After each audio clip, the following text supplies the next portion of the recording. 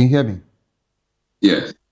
Barrister, I'm hearing you very well. your government actually wrote to World Bank asking why loan disbursement is taking time and telling them why it should not even be delayed.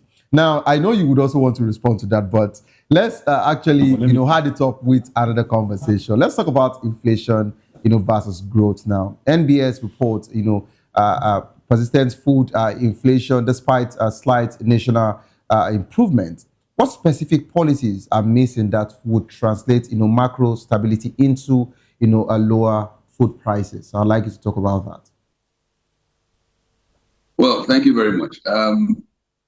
Sadly, most institutions of government, including the NBS, which should be independent and show some clarity of purpose and direction for the government, has abused that authority.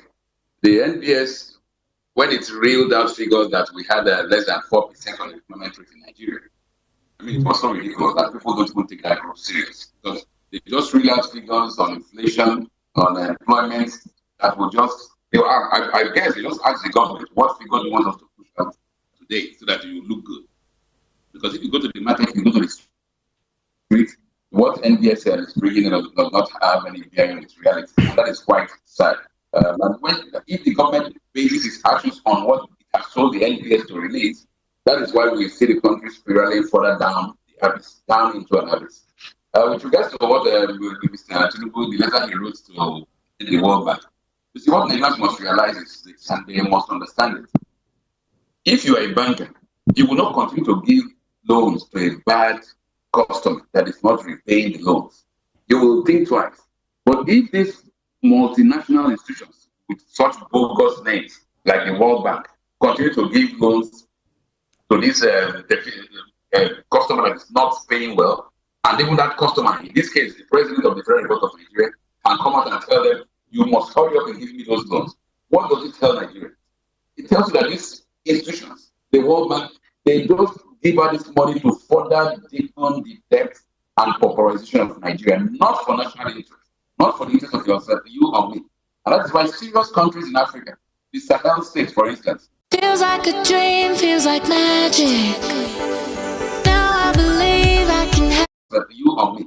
And that's why serious countries in Africa, the Sahel states, for instance, Burkina Faso, Mali, Niger, they don't even bother with those kind of institutions because these are elaborations of the colonization. They are neo-colonialist entities who keep on giving you loans, knowing that those loans are not going to be useful to you, but rather it will only make you more indebted.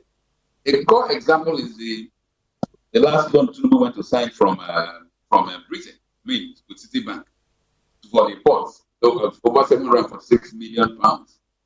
In that same loan, not even a dime is coming into Nigeria because the entire supplies and procurement will be done by British companies.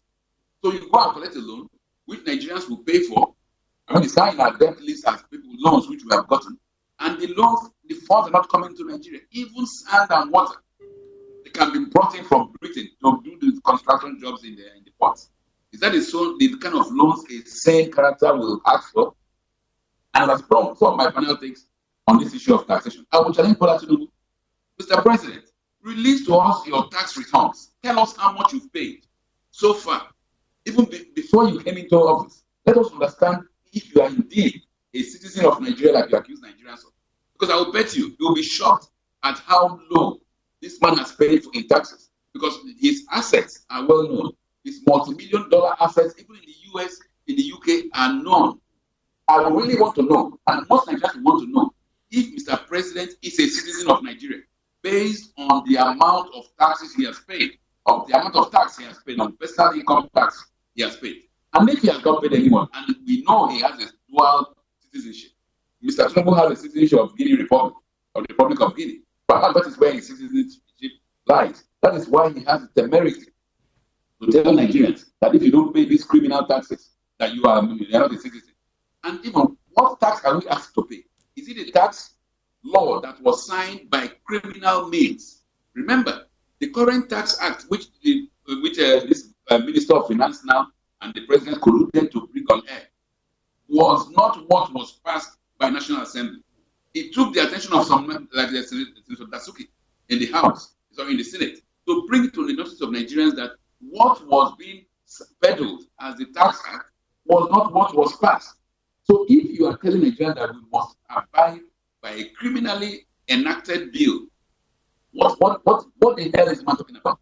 In a nutshell, what is Mr. Tinubu telling non-Nigerians? I think I take a cue from Dr. Nozie. This man does not take Nigerians as citizens. He just takes us as customers. He will milk and milk and milk Nigerians until the last blood is drained, until we say enough is enough. And I want Nigerians, we've got to say this, otherwise, come next year, these guys will tax us for the air we breathe. They will tax Nigerians for the air you breathe, and then they will tell you, since you're not paying tax, you have to die. That's what these guys are going to do. Barrister, thank you very much, Barrister. I just pray it doesn't get to that particular point, because I don't think we can actually pay the tax for the air we breathe. So we just hope and pray. Lagos is asking people to pay for sun. They're asking us to pay for sunshine.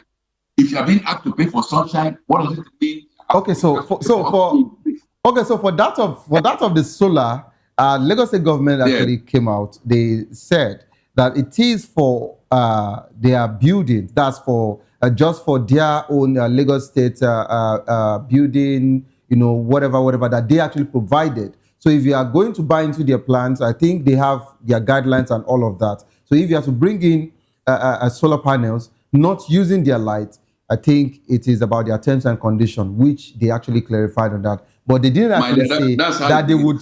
They didn't actually say they would come to. They didn't actually say they would come to everyone, because they can't actually do that. I use solar in my house, and I don't think I owe the government anything for me to be paying, to the government. I'm trying to provide a steady power supply for my family, so I shouldn't be paying for such. That's it. But I don't think we'll get to that particular point. Thank you so much, Barrister Ezeluche, for that one.